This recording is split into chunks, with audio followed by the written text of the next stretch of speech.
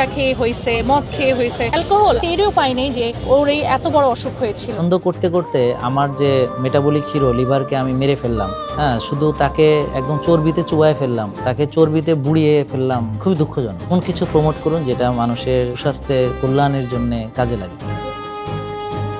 একটি দুঃখজনক খবরকে ঘিরে সামাজিক যোগাযোগ মাধ্যমে ছড়িয়ে পড়েছে ব্যাপক আলোচনা। কারিনা কাইসারের অকাল মৃত্যুতে শোকে স্তব্ধ হয়েছেন নেটিজেনরা।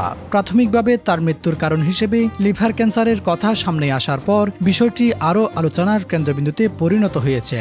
এই ঘটনার পর সতর্কবার্তা দিয়েছেন জনপ্রিয় চিকিৎসক ডক্টর জাহাঙ্গীর কবির। তিনি বলেন, লিভার ক্যান্সার হঠাৎ করে ঘটে না, এটি দীর্ঘদিনের অনিয়মিত জীবনযাত্রার ফল। তার মতে অনেকেই দৈনন্দিন অভ্যাসে এমন কিছু ভুল করেন যা ধীরে ধীরে তার লিভারকে ক্ষতিগ্রস্ত করে। ডক্টর জাহাঙ্গীর কবির 3টি প্রধান কারণের কথা উল্লেখ করেছেন। প্রথমত, ফ্যাটি লিভার। অতিরিক্ত প্রসেস ফুড, বেশি চিনি ও রিফাইন্ড কার্বোহাইড্রেট গ্রহণের ফলে লিভারে চর্বি জমে যায়, যা পরবর্তীতে মারাত্মক ও জটিলতায় রূপ নিতে পারে। দ্বিতীয়ত, চিকিৎসকের পরামর্শ ছাড়া নিয়মিত ব্যথানাশক ও অ্যান্টিবায়োটিক সেবন লিভারের উপর অতিরিক্ত চাপ সৃষ্টি করে, যা দীর্ঘমেয়াদী ক্ষতিকর। তৃতীয়ত, জন্ডিস। অতিরিক্ত ক্লান্তি বা হজমের সমস্যার মতো লক্ষণকে অনেকেই সাধারণ ভেবে অবহেলা করেন, ফলে রোগ ধরা পড়ে একেবারেই শেষ পর্যায়ে। তিনি আরো বলেন, লিভারের সমস্যা থেকে বাঁচতে হলে জীবনযাত্রায় পরিবর্তন আনা জরুরি।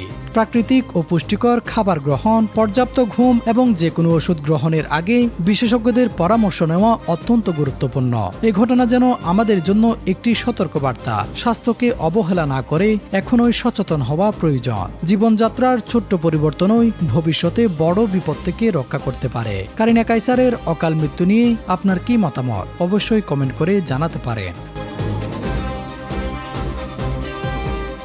Next report, true news.